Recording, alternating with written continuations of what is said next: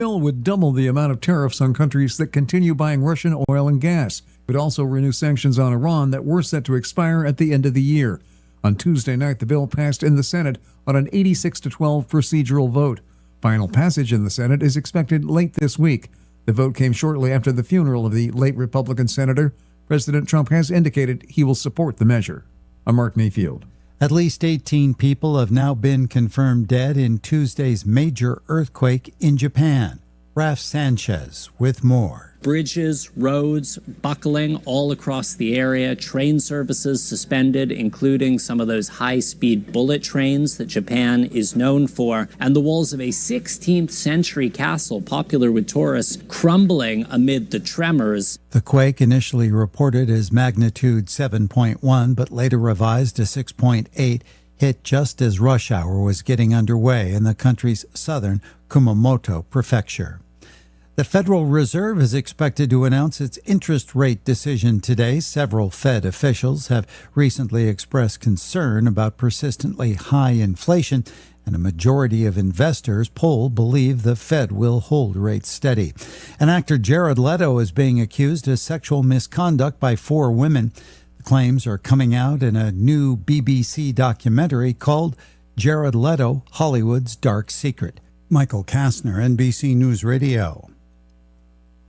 Broadcasting live and local daily from the Navigant Credit Union broadcast studio at the corner of Park Avenue and Kennedy Street in Woonsocket. This is WOON AM and FM. WOON Woonsocket.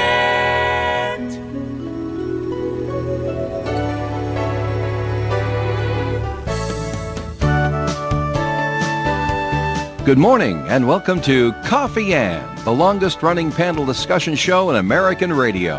To make a comment or ask a question of the panel, call 401-766-1240 or email coffee@woonsocketradio.com. And now, let's join the Coffee Ann panel. And a good morning to you. It is Coffee Ann time under the clouds and the rain that we have coming in today. Lots and lots of rain. So, and it's officially started, by the way. Yes, it has. Yep, we're well aware. All right, thanks for joining us this morning. This is Joe Callahan at the Coffee Ann table with me, Melissa Smith from the St. Antoine Communities. Hi, Melissa. Good morning. And Tim Draper from Navigant Credit Unions here. Hi, Tim. Greetings and salutations all. Glad you could both make it in today before the big rains come. I know, probably rain. Again, it's happening. It's now. It's not coming. Yeah, it's here. Okay, it's here now. So we need it. Still need it. Enjoy it while it's here. Our first segment sponsor of Coffee Ann today is the St. Antoine community. So what's going on? What's happening over at St. Antoine's, Melissa? Oh, my goodness. Well, personally or professionally? Because there's a lot going on in both areas. Let's go First commercials, professional. Second commercials, personal. I know. Well, I will save kind of some announcements for my second message, but I just wanted to actually do a quick shout out. We lost a really important member of our community at the end of last week, and we just publicly announced it yesterday. And everyone's sort of just sad and really missing this really critical person. And her name was, we called her Sister Emily. She's been a volunteer at St. Antoine Community forever. If you've ever been there for rehab or had a loved one there, I'm confident you must have known Sister Emily. And her passing was unexpected. She was 89. And she was just such a wonderful human being. Certainly, at 89, a bull. I like to call her a bull. She helped. Did she like that? In a very loving, she knew what that meant. Okay. But in terms of rallying folks in our nursing home to get them down to mass, every wheelchair, every person who needed an extra hand, support, whatever it was, she was there amongst the staff, getting everybody rallied and downstairs. And at the end of mass, getting everyone back up to their rooms, wherever that might be. But pushing people in wheelchairs is no easy task. You're 89. She's pivoting in the hallways. She's getting them onto the elevators. It's a very physically taxing job that she was doing amongst a million other things, passing communion in the hallways. And we have daily mass in that building. She was present every day. She lived on our property. Yeah, it's going to be a huge void, and the messages that have been coming in and the support that's been coming in has been tremendous. And tonight is her wake at Frew Hill, and tomorrow is her mass. And I just draw your attention to our Facebook page, because if you think you know who I'm talking about, but you're not sure, her picture's there, and I'm sure that'll trigger a memory. But just wanted to do a little acknowledgement of the loss that we've experienced and kind of how it's hitting our community. All right, very good, Melissa. All right, I want to start off today. I have to clear up. I misspoke yesterday. I got some bad information. I'm trying to remember where I got it or where I heard it, and it was completely wrong. This is about, you may have heard about the situation that took place in Mansfield a couple of nights ago, where a person went to the police station in his car. Yeah. And he was in his car with a firearm. Yeah. And I said it ended peacefully. It did not. No, it did not. Oh. He ended up shooting himself in the car in the police station parking lot. Wow. Yeah, that was still going on late at night. It went on for about 5 hours. It started about 7, ended about 1 in the morning or so. Yeah. From what I did read from the official sources, they called on the SWAT team to negotiate, and eventually they weren't getting any responses. And they never said we heard a shot, but anyway, they sent in drones. That's what you do now. And the drones fly around the car, and they look in the windshield, and they said, he's not moving. Yeah. And I don't know if they said, well, it looks like a bullet hole or something, but they did say he's not moving, so let's move in. Right. And they moved in, and he was gone. Listen, you're not completely wrong in the sense that he didn't do any collateral damage. Well, no. So peacefully in that sense, yeah, there was no other damage other than himself. He didn't shoot at any of the cops. Right. He didn't take out any family members. Yep. He didn't take out any innocent bystanders that may have been walking by at the time. Yeah, right. So yeah, I guess it kind of ended peacefully, but Not for him. Someone did pass away, and he was a Mansfield resident. I did read that. I did not know him, and just having a mental health situation. That's how they older put person, it. younger person, younger. I could be wrong on this, but I thought I read he was 26, but I could be wrong on that as well. It's younger. So yeah, well, that's unfortunate. It is, and it caused quite a stir in town because these kind of things don't normally happen. And in the police station parking lot. That is bizarre that he picked there to go. Well, maybe he wanted to get help. Maybe it was one of those situations trying to get help, and then just the crisis spiraled out. Yeah, and we don't know. Did he call the police to say I'm out here, or did someone else call the police? Hey, you might want to take a look at this guy out here. I don't know. Yeah. So I just want to clear that up. And Melissa, Tim, and I were talking before we started. I said the Red Sox, if they didn't have bad luck, they'd have no luck at all. Oh my God! We trade for this new guy. The fractured wrist. He comes up for bat. He gets hit in the wrist. Now it's broke. He's on the injured list indefinitely. Oh. And now he's flying back. They're on the West Coast. Now he's flying back to Boston. He is meeting with a hand specialist today. This is according to ESPN. He's meeting with a hand specialist today, and then they'll make they'll pinpoint a timetable for his potential return, and whether or not surgery is needed. So his potential return may be March. Is there a return policy on the player? No, Can you we can send him back? like a lemon law. Yeah, is it like a lemon law? Like a 30-day. Yeah, we got a week. Right. Yeah, you got a week. Switch the whole thing Right, back. not even we'll try again. like how about 24 hours? No, That's all you we really don't. needed. We don't even get That's that. the risk, right? Yeah. I mean, Yeah. wow. Yeah. That's Didn't that happen similarly with unbelievable. the Patriots one year? Didn't we No, acquire it's this somebody year. who slipped in his pool? We second round draft choice. Oh, I know what you're saying. Do you know what the guy I'm Edwards, talking about? Edwards, who was in the All-Star game or the Pro Bowl. the rookie. Something The rookie like, who was in the Pro Bowl and hurt himself on the beach. broke his knee. Yeah, on the and beach. it was done. He was done for the year. His he was NFL done. Period. His Never NFL came career back. was done. Yeah. Yeah, full career. you know, but right now the Patriots have a guy that they drafted in the second round, who after they drafted him hurt his knee. Yeah. Yeah. And so they couldn't come to terms in a contract. The Patriots like, no, you don't get a contract. You don't get a till you show contract. up. I know we picked you in the second round. Now the question is whether he had that injury prior to acknowledging it to the Patriots, so that they had a clearer picture of what they were dealing with. He says it happened between the draft once it was done and the Patriots, but there has to be some sort of personal responsibility with the player too, that they're going to not.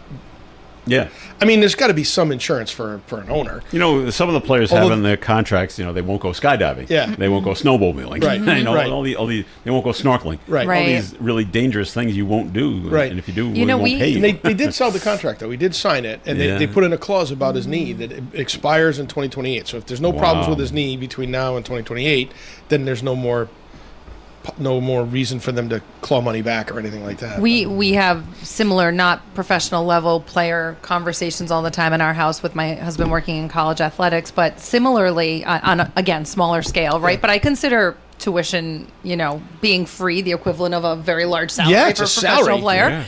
Yeah. You get a freshman coming in that everyone's excited about, and in training camp they get hurt. It happens a lot. Yeah. And they're allowed to stay on scholarship. And you're thinking, all the kids that are paying Right. $80,000, $90,000 a year, scraping by to make it happen. And you've got this kid coming in who hasn't even played the first 2 years because they've been injured, going for free. And it's all on a chance that maybe by junior year they'll be well enough to play. Right. And it just happened to our friend's daughter who's playing for South Carolina in softball.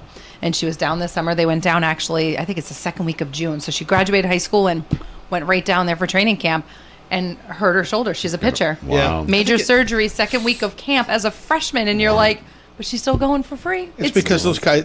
I just don't think the kids have enough time to acclimate to these new environments. The Like professional trainers sports is and- entirely oh, different, right? gosh. Different level. Totally, but I was College, trying same to say thing, like though. totally You're- smaller scale, but same idea. Like you've you're- acquired this player that you're excited about. You've put an investment in them. Yeah. You've scouted them for how many years? You've put all this money into that Yep. process. And how do you know? I mean, they've probably been healthy their whole career. They've had great, Right. Yeah. great statistics. You bring them on board, and then just some freak thing, or they're overworking them at the very beginning to try to get them to go. 100%. To test them, see how far you see can how push far them. you can push them, and then you push them too far. I forgot what year it was, but I will always remember Chris Sale pitching for the Boston Red Sox, coming off the injured list, Yeah. going out for his first game, Yep. and getting hit with a line drive in his finger, Yep. breaking his finger out for the year. Yeah. Yep.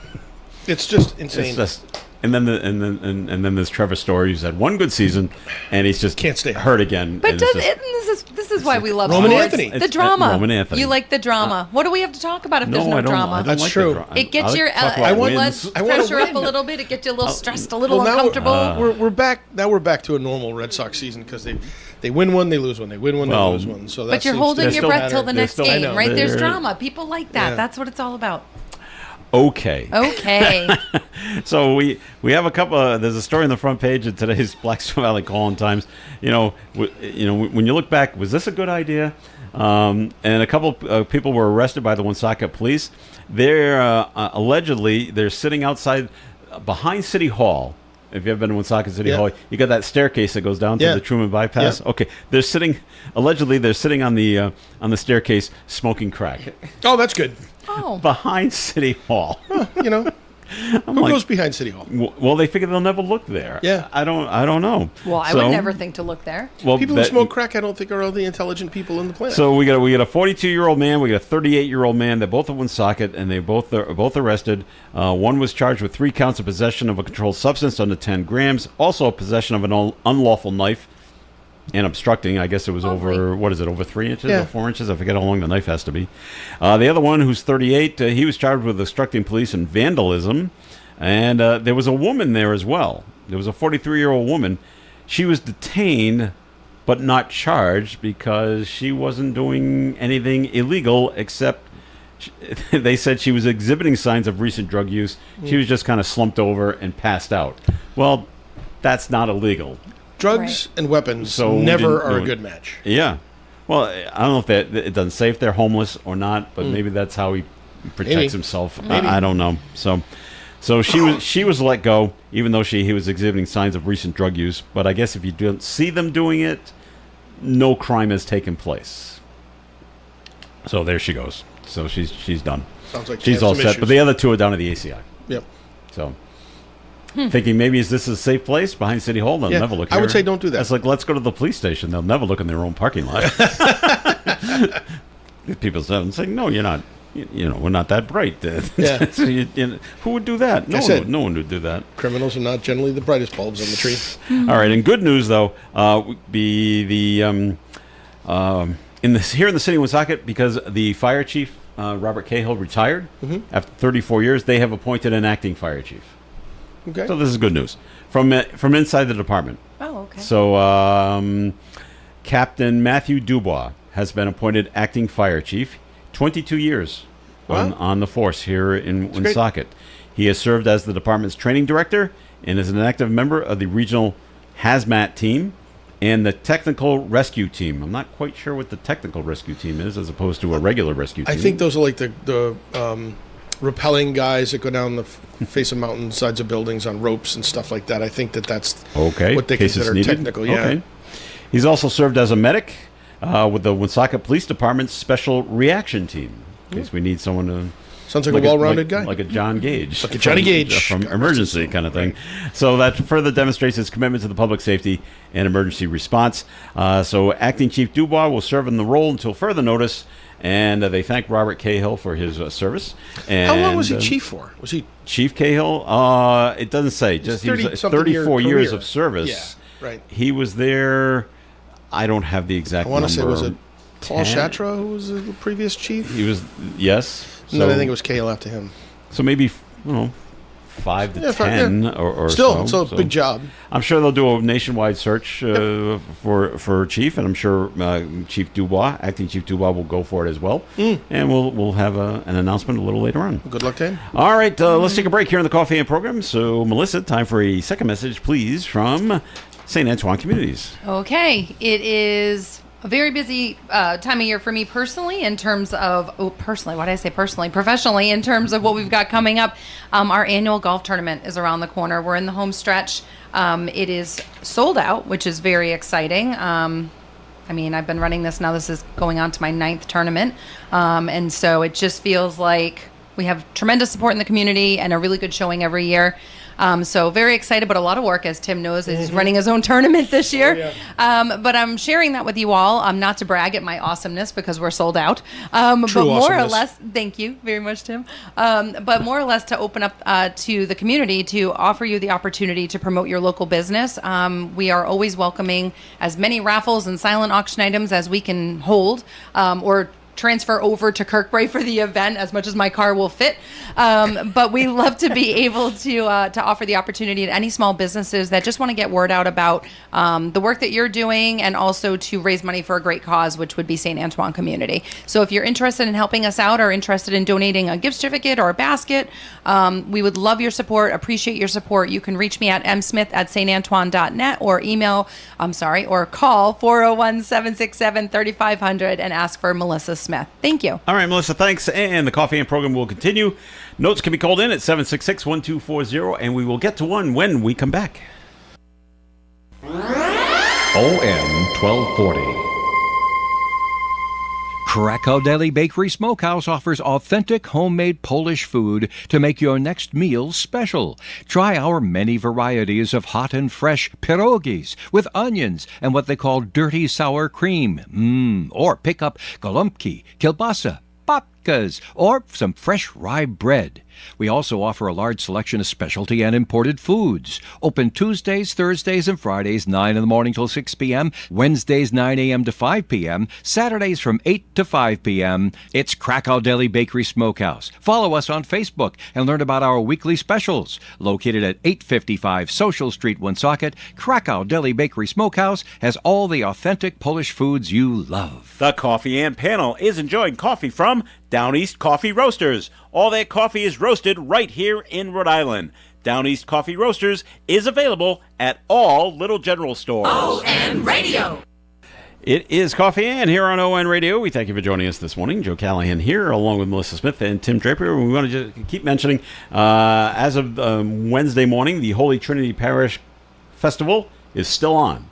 I know we got rain coming in, a lot of rain coming, but they have not made a decision yet on whether or not this will be called for tonight. But as of today, as of this morning, it is still on. Father Dan, everybody know Father Dan over at Holy Trinity? I have not met the man. Oh, what a great guy.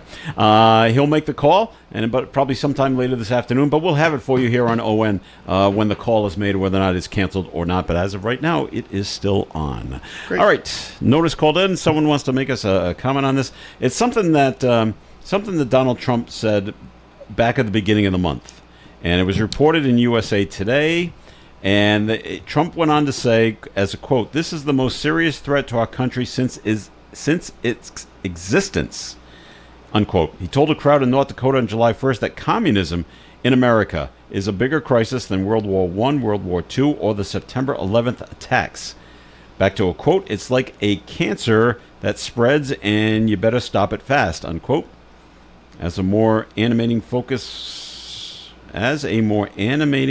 for a president who thrills for a fight, Democrats called it a big yawn. I think it's a big yawn. He says a lot of things. Well, he does. So. But I will say, it does seem. Remember, there's always some faction of a party that seems to get a lot of traction given the time in history, right? The Tea Party with the Republicans several years back. Up and then down. Right. And then, the AOC crowd that was a few years ago was up, and then it's kind of down. Now it's this whole democratic socialist thing. That's the thing that really concerns me, is they've named it, and it does seem like it's gaining traction. And what concerns me, right, if you look at history, in every other country that there is a socialist government, it has never worked. Ever. Ever.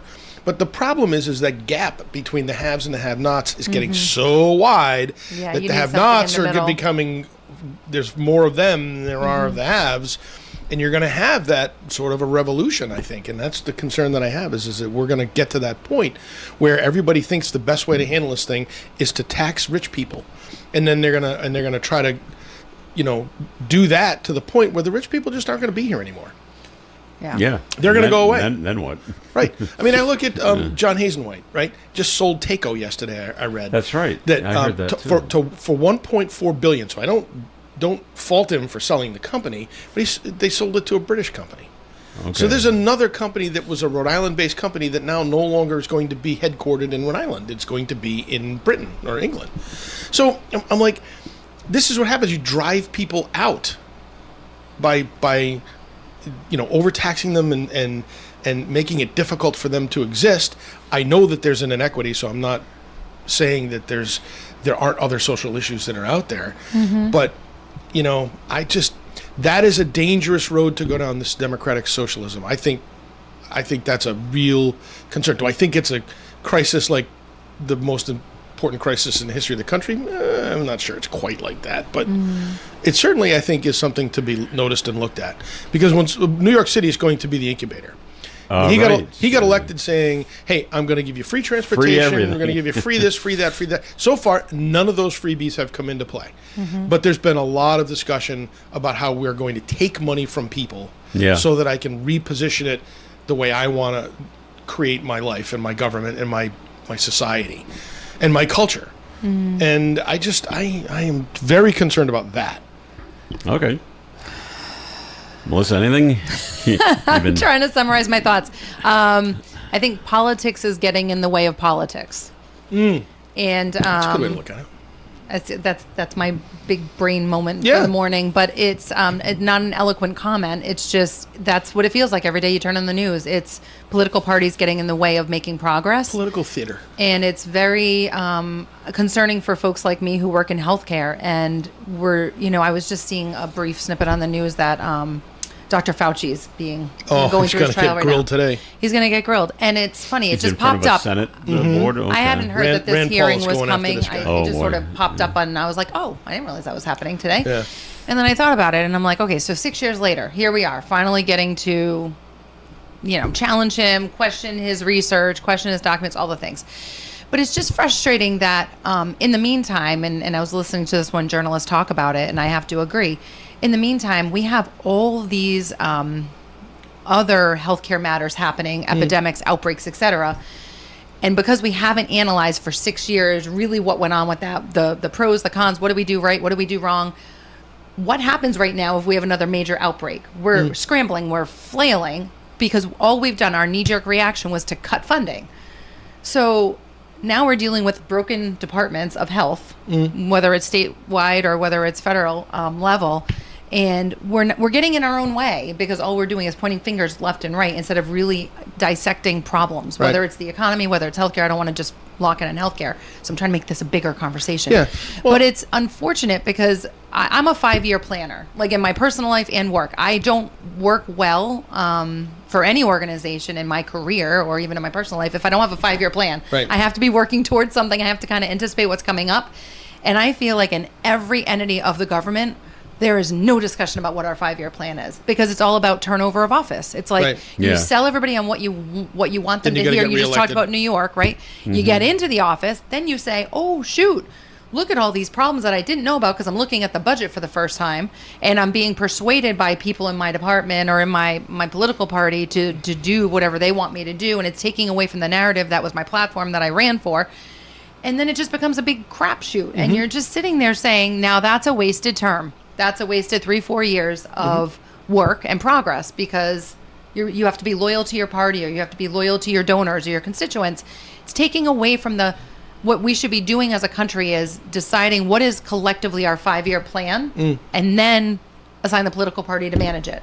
I don't know if that makes any sense, but I'm in a spot. I've been a Debbie Downer for a long time in our government, and it's not about either political party. It goes back for the last 10 years. We've made little progress, and security matters, healthcare matters, education matters. I think we could all agree mental on that. health matters, gun control matter. Like, these are all cross-party lines issues, and Well, looking back at Trump, I'm just thinking, back to New York, he may be warning you, okay, we got this guy in New York City. Don't let it spread to other cities, and don't let it spread to governors. Wisconsin's next to fall in terms of getting a Democratic Socialist in charge. I think they're a governor or a mayor. I think a governor.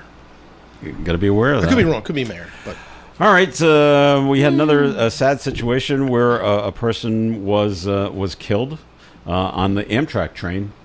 What happened? I didn't hear that story. Attleboro.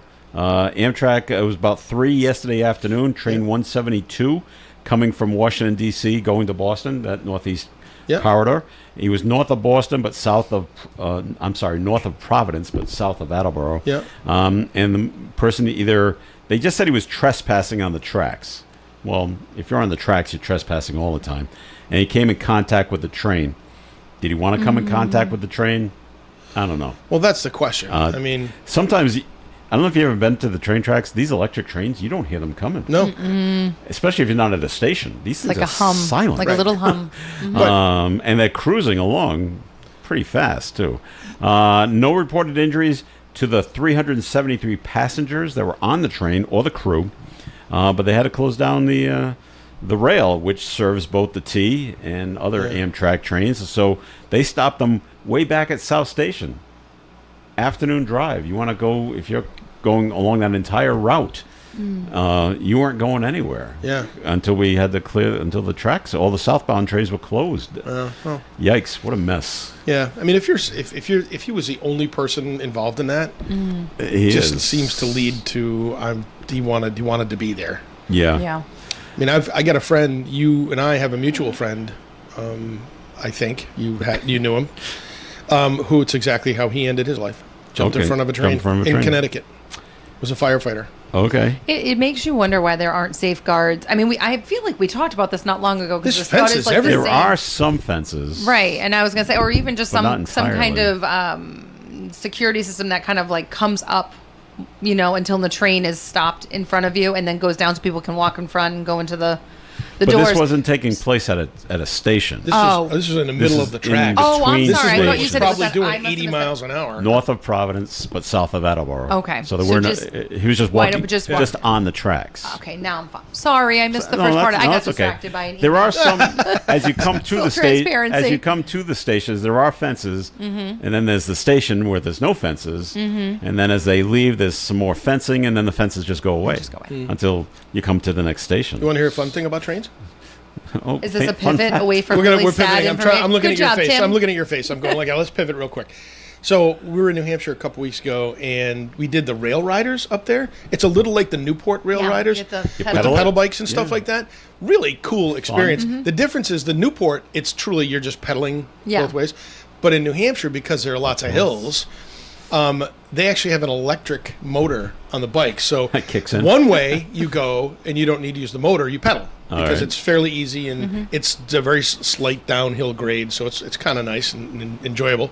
On the way back, though, they were like, "You're probably going to want to use the electric pedal." My wife and our friends that we were with, we're going to pedal this. 3 minutes into trying to pedal that thing uphill was like, let's put that motor on. Yeah. And the guy said you're going to want to use the motor the entire way back, and that's pretty much what we did. But what a fun way to use old railroad tracks that nobody's using anymore, right? And they're making money on it, and that's good. people are enjoying nature. It'll be beautiful in leaf peeping season. That is going to be a hot. I just I have lots of friends and family that live in New Hampshire, but I'm sorry I missed it. But I guess in light of all of the 250th anniversary of the country, they were doing the 603 challenge. Did you hear about this? I did not. No. So what a clever marketing pitch, and also just a great way to boost tourism in your state. But it's essentially a scavenger hunt to do these 603 cool things in the state of New Hampshire, check all these boxes. They came up with 603 things. To do. And so and so my friend and her boyfriend basically spent every weekend for the last couple months checking off all these boxes. Wow. What do you win? Anything? Whoa. I don't think T-shirt. so. You win a T-shirt that says I won the 603. I think you're winning at life, like, aren't you? Isn't it? Well, I think maybe it's you're seeing a lot of great look things. It up. Maybe 603 sounds like a lot, but it was a challenge they did in their state to boost tourism, but also like education for residents who may not know all these cool things about their own state. I'm going to look it up to make sure that I'm not misquoting it. But before we take the next break, just a quick, Tim, Grants Mill in Cumberland is now listed on the National Register of Historic Places. Right. I think that's privately owned. Is it not? That's good. It doesn't say. It just means that they're now eligible for federal and state financial incentives to do any restoration. I think How great is that? That's a cool Very building. cool. It's a cool place. Small. I mean, it's not like you would think a massive mill. It's really not. It's a small mill. But was it a wood mill? I think a sawmill. That one is. It was a sawmill at one time. What a great. I think that should be renovated. Yeah. I think it should be restored to its original. It was original. then, and the Eagle Steam Mill in Providence are both on the National Register. The Eagle Steam Mill's a lot bigger, and I'm sure it is. Than it's brick. Grants Mill's about the size of this room. Yeah, I think it might be. It might be. What'd you find? Can I tell you, it is a 603 history hunt. It is. I guess it's being run through or facilitated through the New Hampshire Historical Society. And my friends they only fulfilled out of the top 30. They did 36 of the 603, but they made that their goal. Hundreds of miles. Yeah, it's up driven all over the place the to check these boxes. But she is a lifer in New Hampshire. She grew up there. We went to college together. That's how we're friends. And she still lives there raising her family. But she's like, there's things I learned I've never seen. It was fun for just even someone who calls New Hampshire their home. But I kept thinking Rhode Island should be doing that. That's such a cool idea. 401 challenge. Yeah. All right, we're going to take a break on the Coffee AM program. More coming your way. Time for the forecast. We got rain coming our way. And the forecast being sponsored by the YMCA. The National Weather Service has issued a flood watch for the Blackstone Valley. 80% chance of showers and thunderstorms today. Rainfall amounts of 3/4 of an inch to 1 inch is possible, with a wind from the southeast up to 25 miles per hour, high temperature 75 degrees. Tonight, rain and thunderstorms continue, overnight low of 60. Winds turn on to the northeast and diminish. Chance of rain 100% overnight, new rainfall amounts overnight of 1/4 to another 1/2 inch of rain possible. Thursday's weather. A 100% chance of more showers and thunderstorms. An additional 1/4 of an inch to 1/2 an inch of rain is possible Thursday.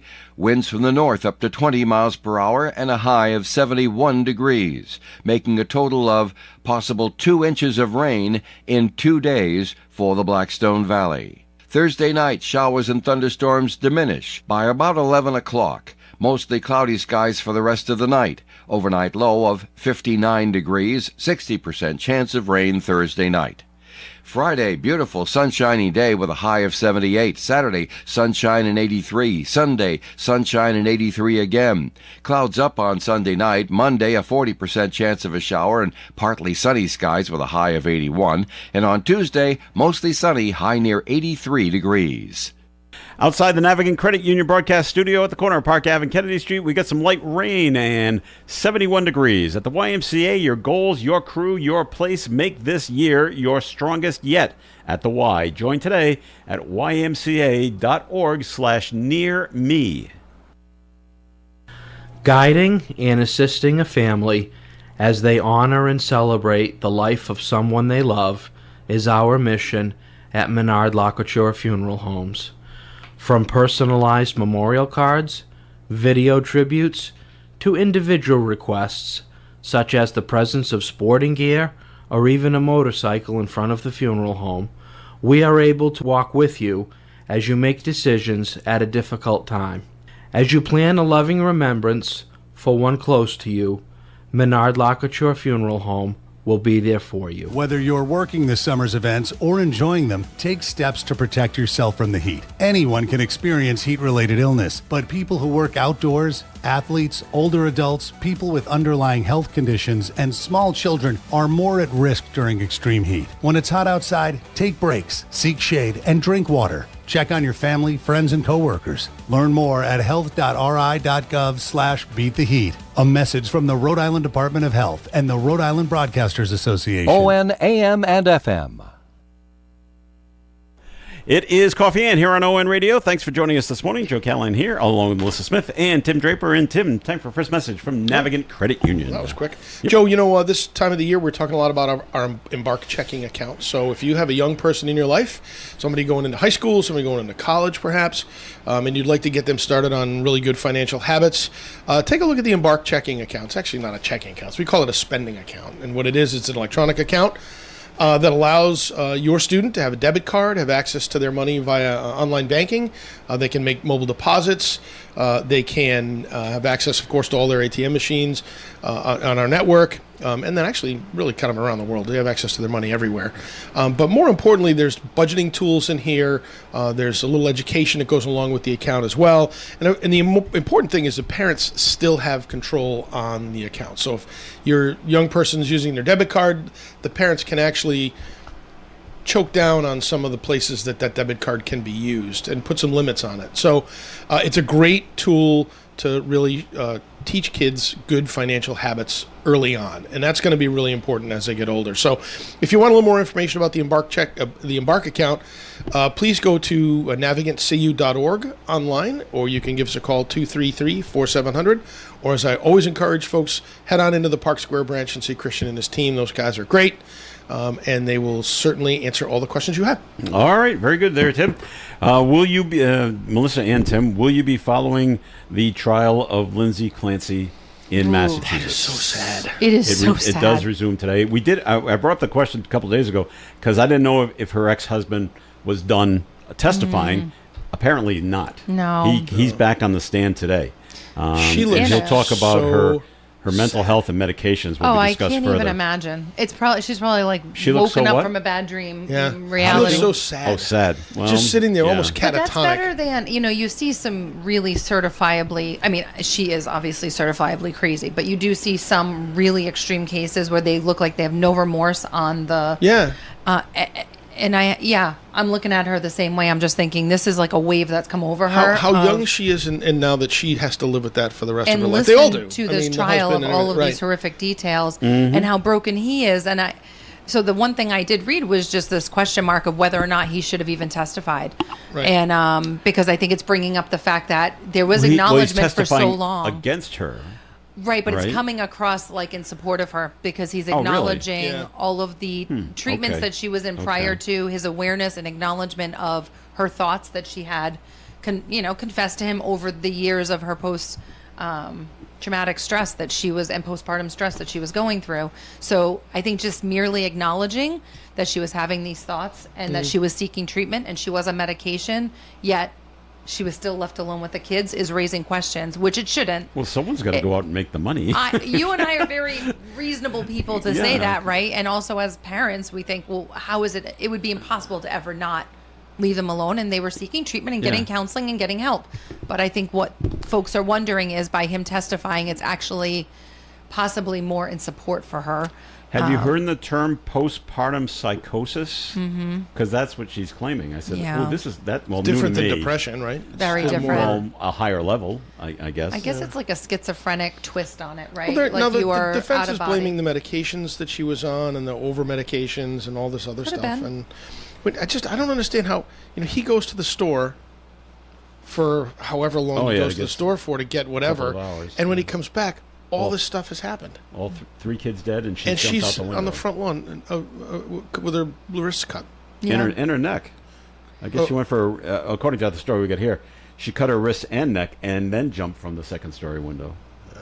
It's nothing that any of us could ever possibly comprehend. That's right. Because we've never had those thoughts intrude our minds as parents.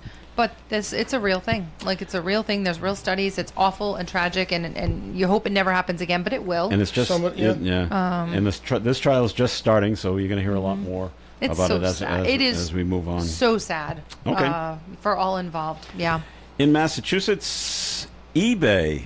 Anyone use eBay? I just heard this story. eBay and 3 former executives will pay more than $55 million to settle a lawsuit from a Massachusetts company that was stalked and harassed by employees.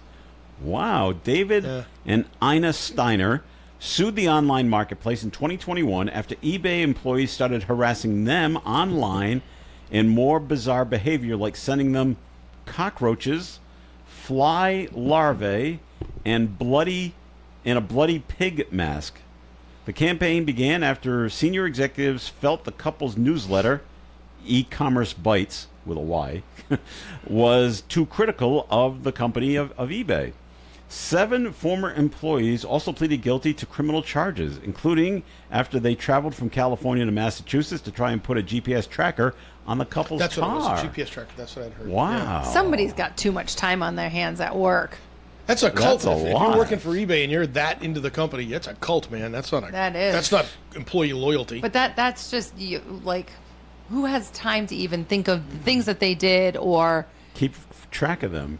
Keep reading their newsletter. What else are they saying about us? I just can't. Can you I mean, I'm just trying to think Navigant Land. Can you imagine if you ever... Because you've got a very strong culture in your company. Right. A very different type of culture, but strong, loyal employees. Right. That would, if they ever felt like someone was attacking Navigant, would they go to this extreme? Like, it's just so crazy to me. Right. Why do we And have we to? have those people. Do we have to send 7 people It's from insane. one Like side I of the said, country it's to almost, the other? It's almost cult-like. It's And I always just say crazy. it's those tech companies that the people that work there just all seem to, in a lot of cases, be super cultish. I don't know any other word to describe it. They're just very close and they're very tight, protective of their brand, protective of their company. And some of them have equity in it. So they probably are, right? It's a startup. They're not that eBay's a startup, but those startup type companies where people are vested in the success of the company and they might just get a little nutty. It's funny, when I first heard the story, I don't know about you guys, but I said to myself, like, when was the last time I even went on eBay's site, right? I haven't been on forever. It came up this weekend with my husband. We were watching a documentary, and they kept talking about Craigslist, and I was like, Craigslist? Jeez, like, that's old. that's still around? I How kind of about had the Napster? same Let's just go reaction back when that to came up. Napster. It Yeah. still is. And MySpace? MySpace. Yes. Yeah. Where's my- But you kind of said, maybe you page. didn't say it to yourself. Yeah. Maybe I'm just assuming you did. But I said to myself, how the heck does eBay have? I think the money? The money was $62 million or something. What? $55 million. $55 million. I'm like, how do they even have that money? It's just going They to must- probably they must, close yeah. them up, right?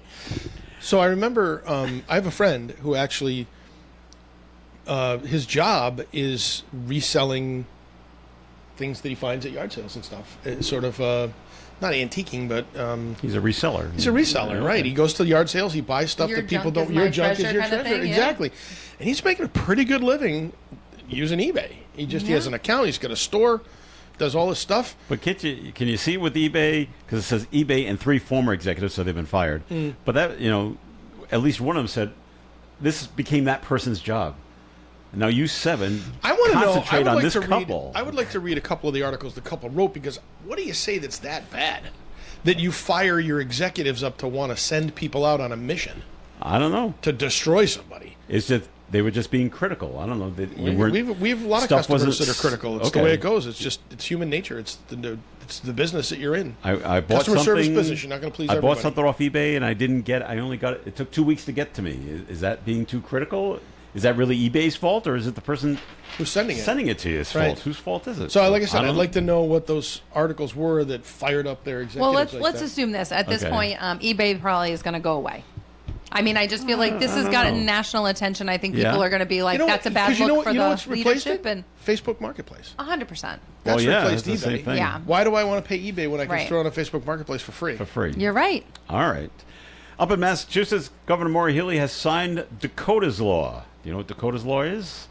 This will provide care and benefits for retired police and military canines. The The law is named after a canine who responded to the Boston Marathon bombings. That was Dakota. It ensures that retired canines receive the care they need after their service is done with the police. Well, if anybody that's ever had a dog knows that having a dog is not inexpensive. Yeah. Right. It is not. Food is not, and German Shepherd probably eats a lot, or whatever big dog they have.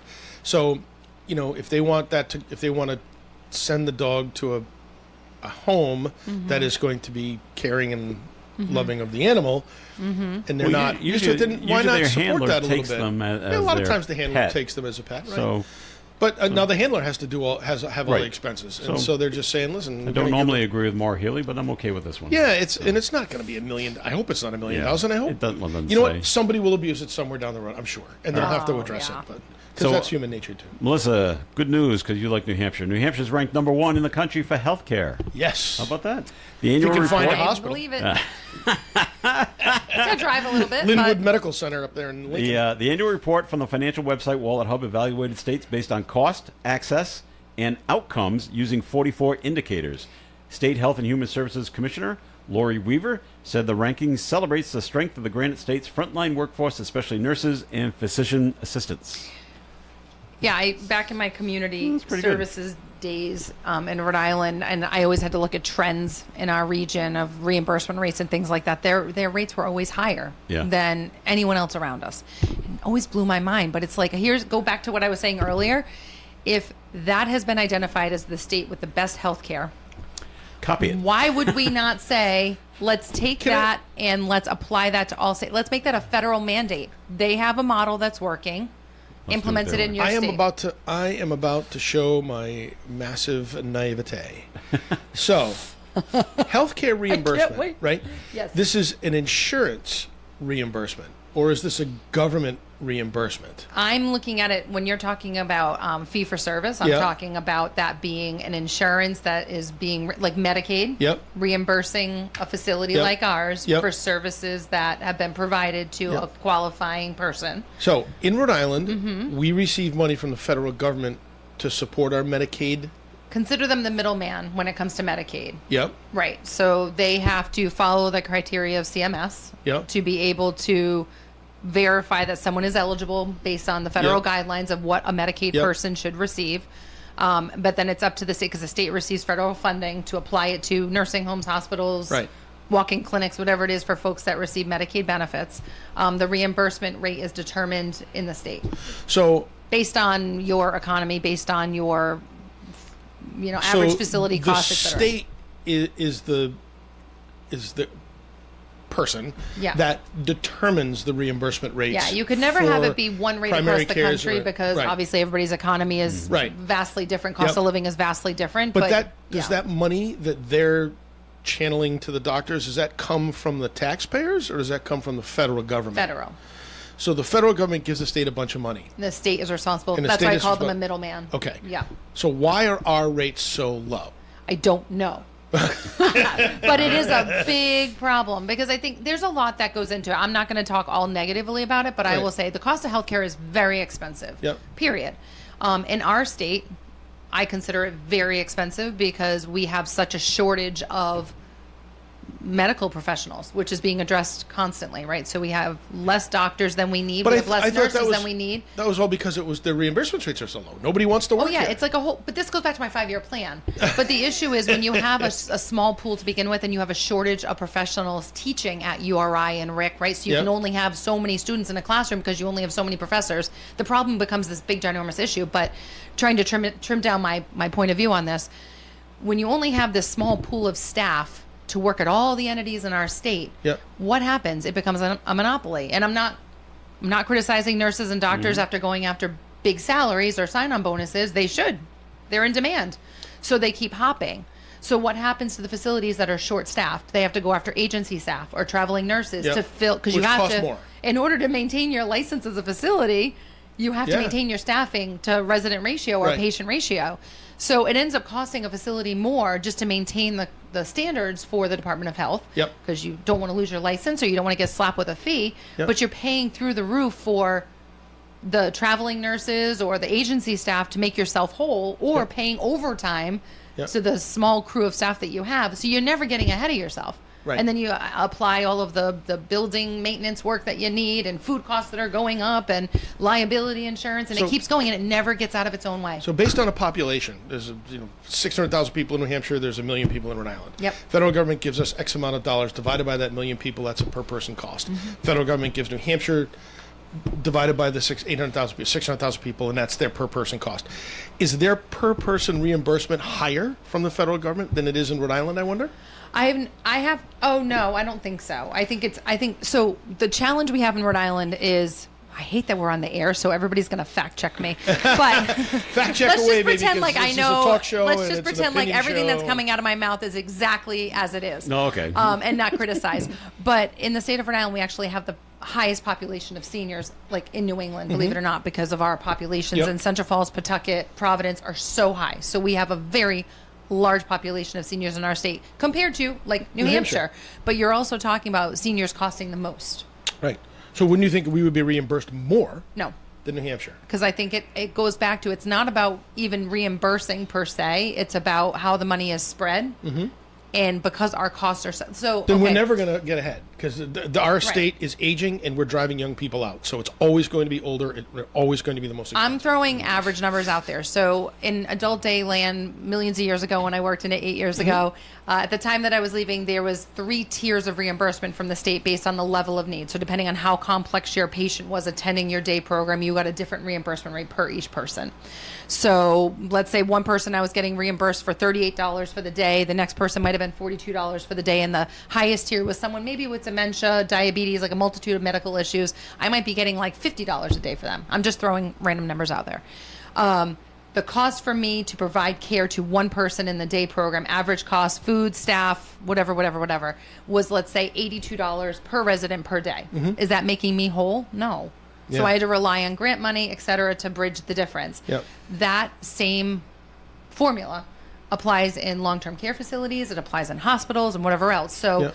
you have to literally, in a nursing home environment, clock every single service you're providing to your resident because you want to make sure you're documenting the exact picture of the level of need of that person so you can get the highest reimbursement for that person. Gotcha. But because of the way admissions roll, it's not a perfect science. Every year I could have in our building 270 people that are super high level of need.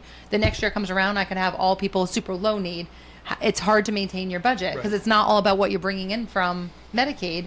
It's maintaining your average cost of food, staff, whatever, regardless of the person you're providing it to. Yep. Does that make sense? No more. Sorry, we're going into Yes, commercial. it is. If I say Joe's no, like- you're going to try to Joe's explain like, it shut again. up, Melissa. On to a commercial. Yes, I got it all now. Thanks. Yes. Perfect.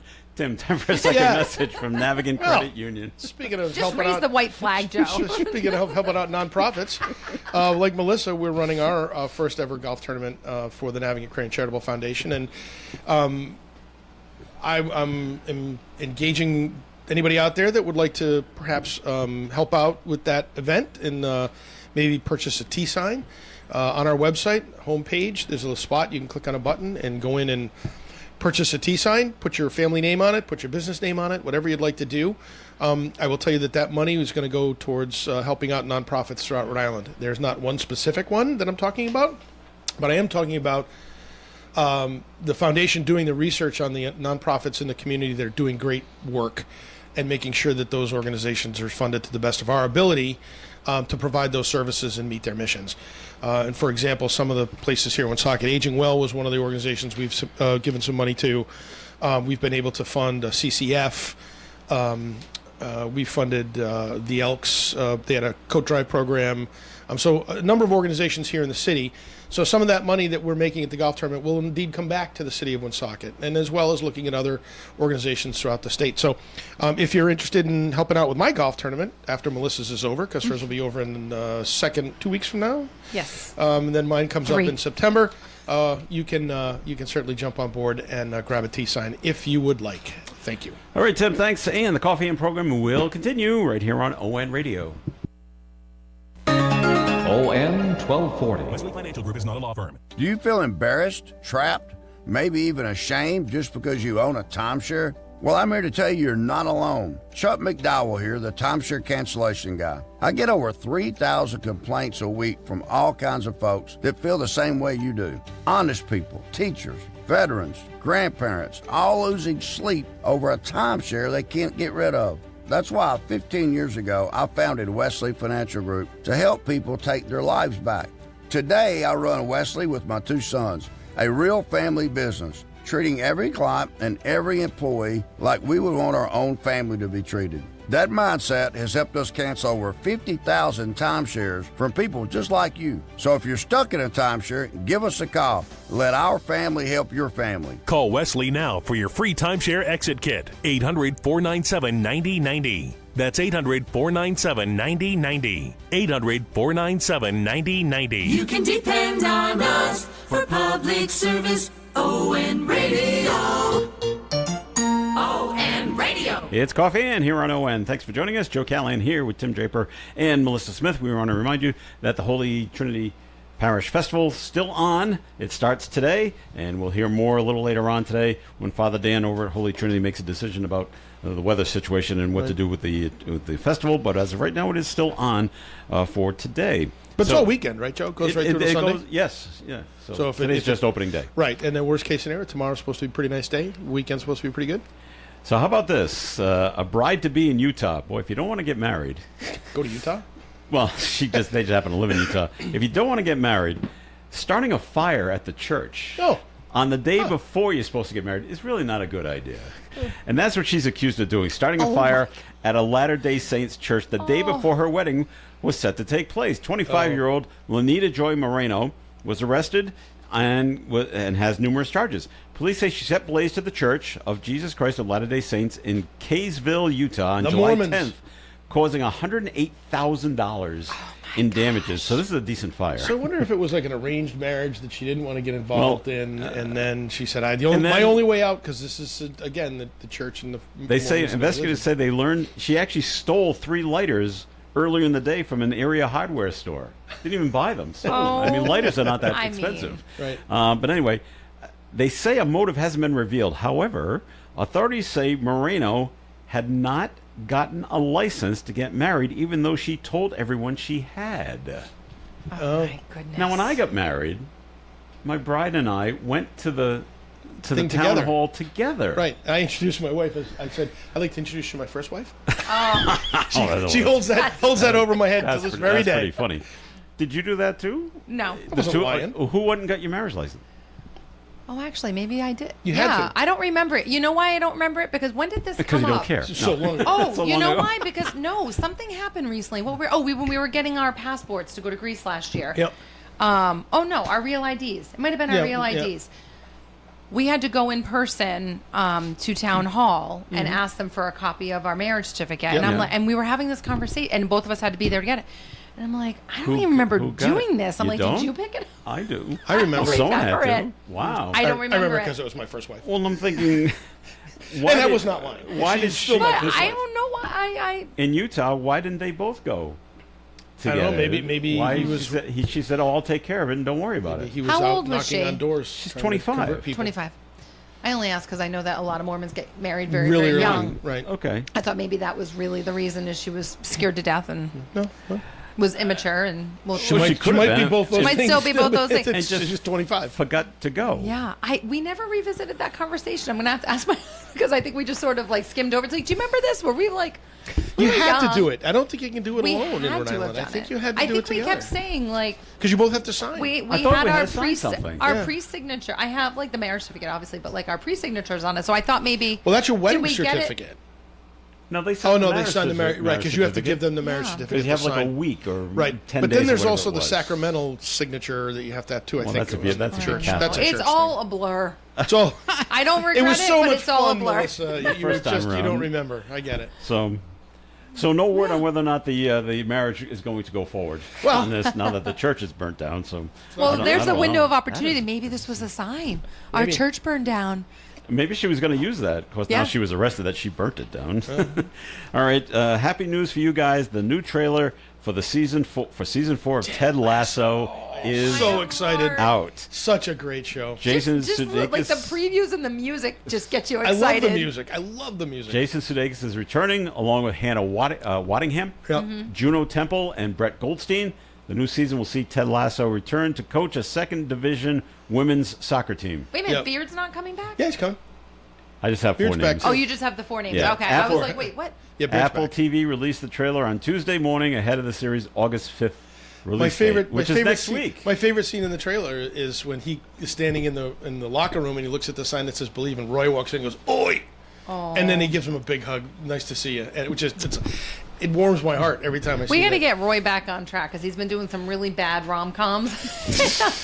I haven't even seen them. I've just seen previews, and I'm like, oh, what is he Listen, doing? you know what? No. Ride the wave, baby. Ride the Sometimes wave. you have a character in your life as an actor. You just stick to that character. He was great in Shrinking. Did you watch Shrinking? I did, yes, you're right. Actually, he was very good in that. He All was. right. You're right. Okay. Poor Joe. Prove me wrong. Doesn't watch any of the shows we watch. We told Joe to watch Shrinking. I know, but I don't have Apple TV. Harrison We're Ford going to is give one you of the our best passes to characters. borrow Right. to watch it. It's that good, Right. Joe. Harrison Ford is just fantastic. Johnson & Johnson is offering a multi-billion-dollar settlement to resolve thousands of lawsuits tied to claims to its talcum powder products causing ovarian cancer. Really? Yes. The company says the proposed $5.5 billion deal would cover about 76,000 lawsuits. Wow. And bring an end to years of litigation. Johnson & Johnson continues to deny its products caused cancer, saying the claims lack scientific support, but says the settlement would allow the company to move forward. The agreement still requires approval and participation from most remaining claimants.